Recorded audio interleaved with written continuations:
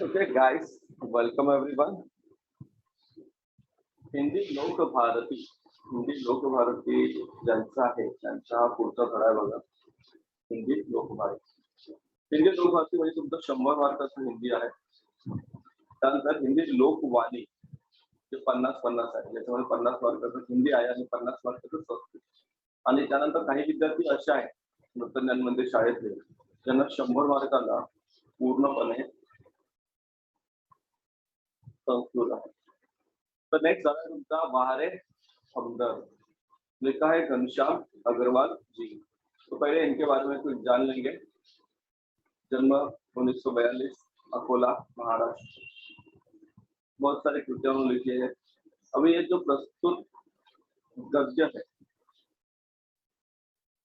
तो प्रस्तुत हास्य व्यंग निबंध है। इसमें क्या किया है तो लेखक ने दुर्घटना के माध्यम से विनोद को बड़े ही रोचक ढंग से व्यक्त किया। तो लेखक है इनकी दुर्घटना होती है और दुर्घटना के बाद क्या क्या होता है इसका पूरा जो भी है उन्होंने आपके सामने रखा है। जो भी है लेकिन वो कैसे विनोद जो भी विनोद है वो आपके सामने उन्होंने रखने की कोशिश की। हमदर्दी भी कभी कभी इस तरह पीड़ादायी बन जाती है, यह बहुत ही सुंदर तरीके से दर्शाया है। हम दर्द तो हम दिखाते हैं लेकिन वो भी कभी कभी दूसरों के लिए पीड़ा हो जाती है।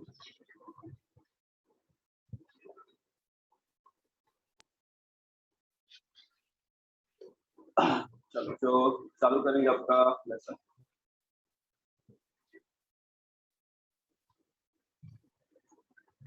उस दिन जब मैं पूंजीवादी और समाजवादी अर्थ रचना पर भाषण सुनकर आ रहा था तो सामने से एक कार आ रही थी। भाषण के प्रभाव से मेरी साइकिल को अधिक जोश आया या कार को गुस्सा अधिक आया यह मैं निश्चित रूप से नहीं कह सकता, किंतु मेरी साइकिल और वह कार जब करीब आए तो विरोधियों की तरह एक दूसरे को गुना की नजरों से देखते हुए आपस में जा गए। इनका कहने का मतलब है कि जो लेखक है वो अपने साइकिल पर जा रहे थे और सामने से जा रही थी कार आ रही थी और दोनों की टक्कर हो गई। मैंने खामोखा पूंजीवाद और समाजवाद के झगड़े में टांग अड़ाई। फलस्वरूप क्या हुआ तो लेखक की टांग टूट गई। दुर्घटना के बाद आज भी इंसानियत कायम है।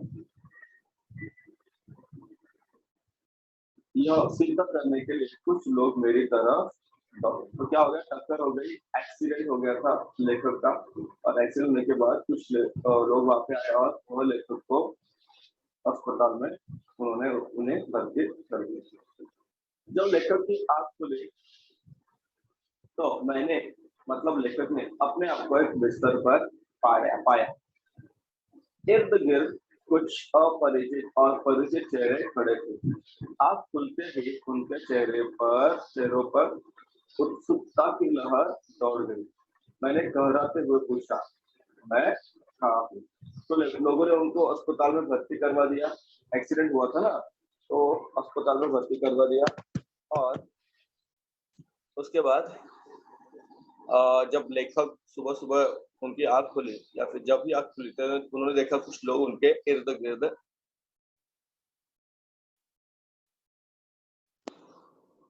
चलिए तो आगे देखते क्या हुआ। एक सेकंड।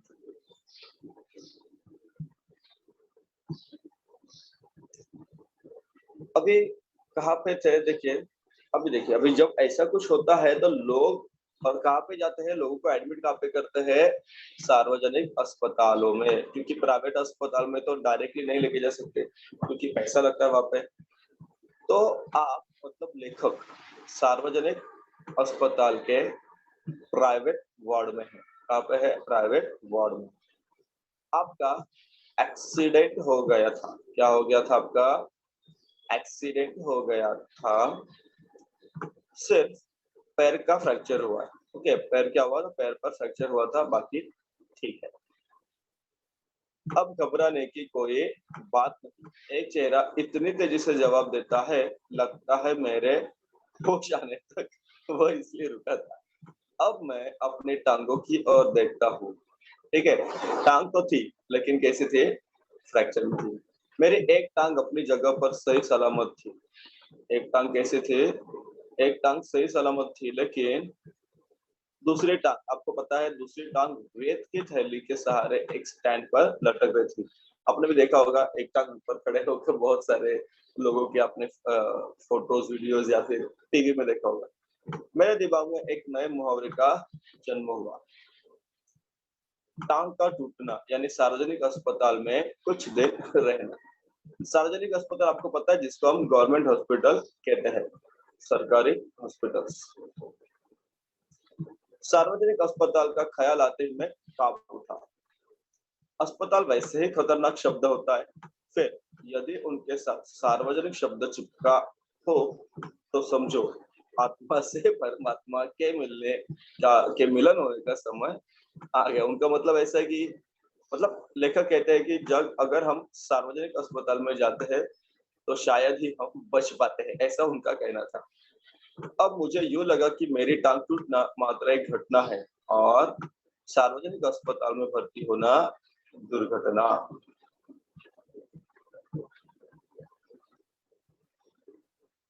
टांग से ज्यादा फिक्र, देखो अभी क्या हो रही, टांग तो अभी टूट गई थी, लेकिन अभी क्या हुआ लेखक, अभी देखिए आगे।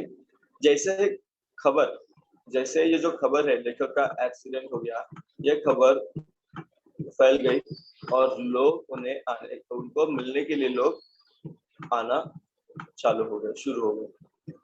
टांग से ज्यादा फिक्र मुझे उन लोगों की हुई जो हमदर्दी जताने मुझसे मिलने आएंगे।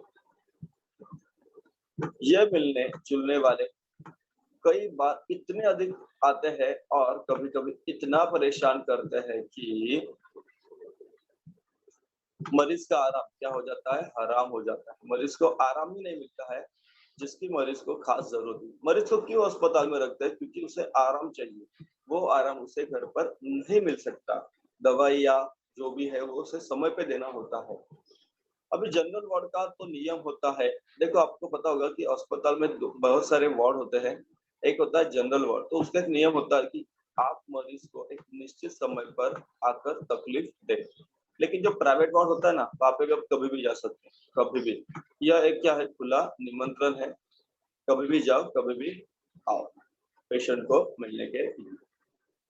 है मेरे परिचितों, रिश्तेदारों, मित्रों, आओ जब जी चाहे आओ, चाहे जितनी देर रुको, समय का कोई बंधन नहीं। क्योंकि प्राइवेट रहते हैं, वहाँ पे आप ही रहते हो या फिर दो चार लोग, दो चार अलग पेशेंट्स रहते हैं।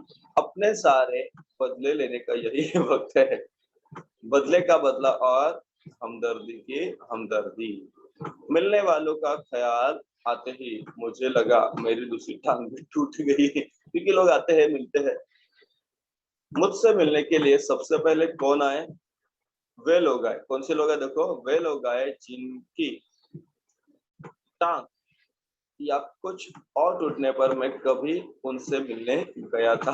मानोगे भाई, इसी इसी दिन का इंतजार कर रहे थे कि कब लेखक की टांग टूटेगी और कब वे अपना एहसान चुकाएंगे। इतनी हमदर्दी में यह बात खास छिपी रहती है कि देख बेटा, वक्त सब पर आता है। कल मेरी टांग टूटी थी, आज तेरी टांग टूट गई है। कल तू मुझे देखने आया था, आज मैं तुझे देखने आया हूँ। हो गई ना फिटम फाट। चलो आगे देखेंगे। बहुत ही अच्छा चैप्टर है आपका, धीरे धीरे जा रहे हैं, हिंदी भी आपको समझना है। दर्द के मारे एक तो मरीज को वैसे ही नींद नहीं आती, यदि थोड़ी बहुत आ भी जाती है तो मिलने वाले उन्हें जगा देते हैं।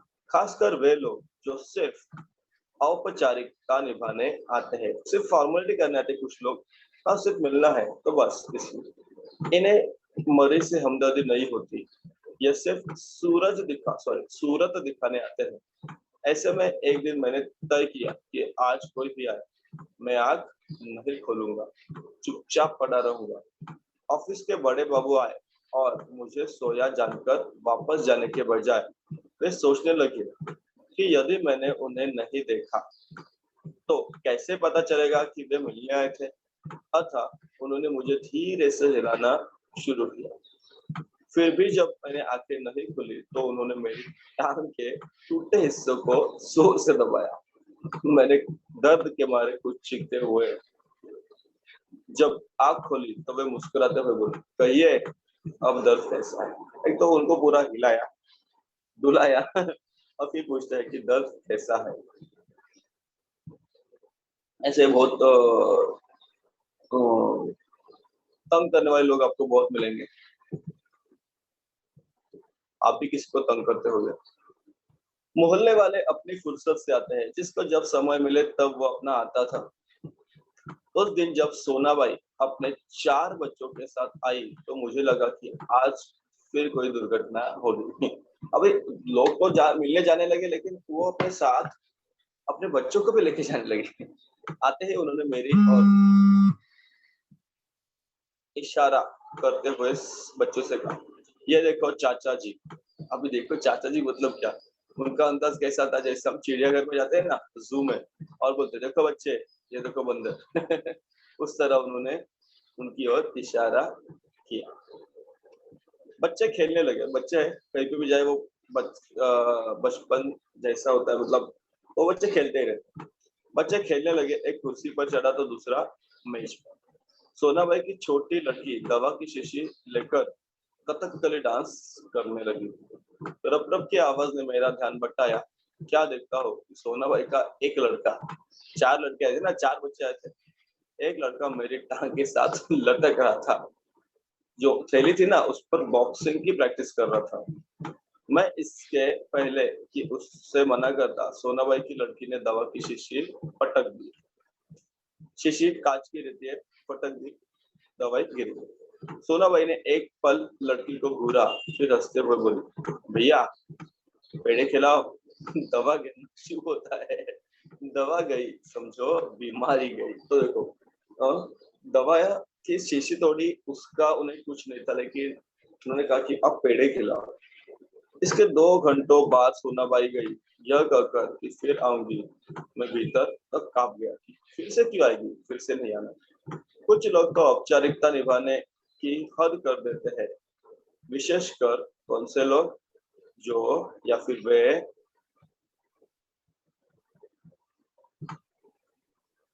रिश्तेदार जो दूसरे गांव से मिलने आते हैं।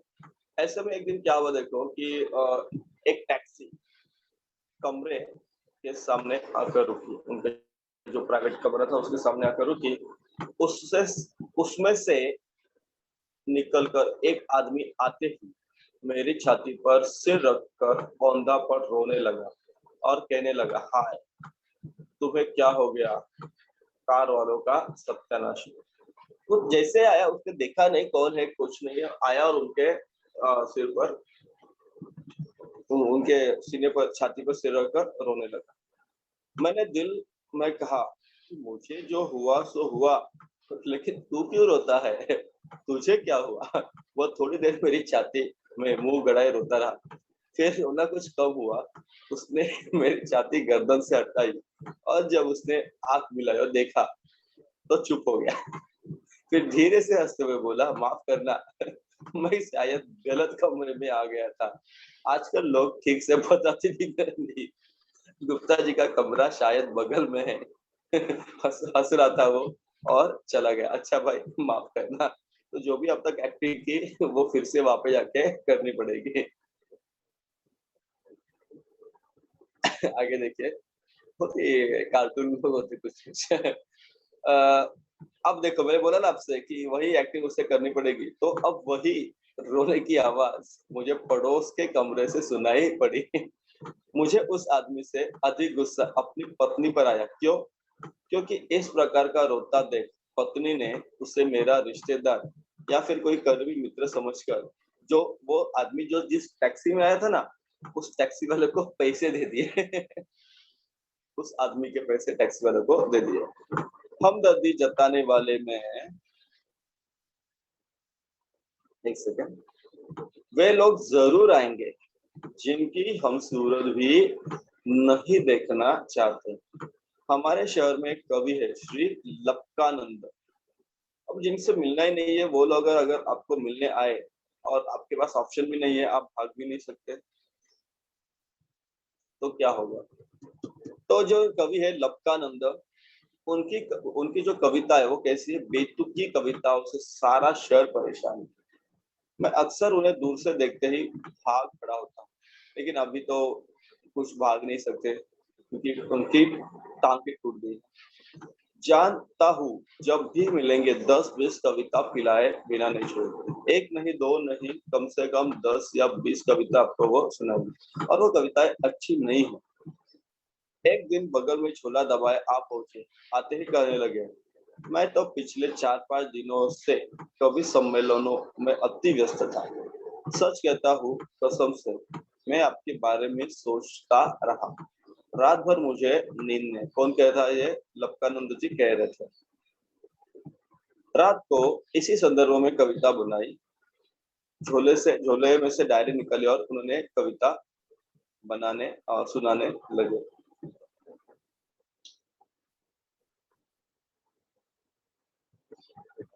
क्या कहना है उनका? असम की राजधानी है शिलोंग। मेरे दोस्त की टूट गई है टांग। मोटर वाले तेरी ही साइड थी रॉन्ग। ये ऐसी कविता उन्होंने बनाई। कविता सुनाकर वे मुझे ऐसे देख रहे थे मानो उनकी एक आंख पूछ रही हो, कहो कविता कैसी रही, और दूसरी आंख पूछ रही हो, बोल बेटा अब भी मुझसे भागेगा? तू कैसे भाग सकता है? मैंने जल्दी से चाय पिलाई और फिर कविताएं सुनने का वादा कर बड़ी ही मुश्किल से उन्हें विदा किया। अब मैं रोज ईश्वर से प्रार्थना करता हूँ कि हे ईश्वर, अगर तुझे मेरी दूसरी टांग भी तोड़नी हो तो जरूर तोड़, मगर कृपा कर उस जगह तोड़ना जहाँ मेरा कोई भी परिचित न हो, क्योंकि बड़े बेदर्द होते हैं ये हमदर्दी जताने वाले। तोड़ना है तो तोड़, लेकिन ऐसी जगह तोड़, या फिर ऐसी जगह मुझे रखो कि जहाँ कोई भी मेरे परिचित वाला।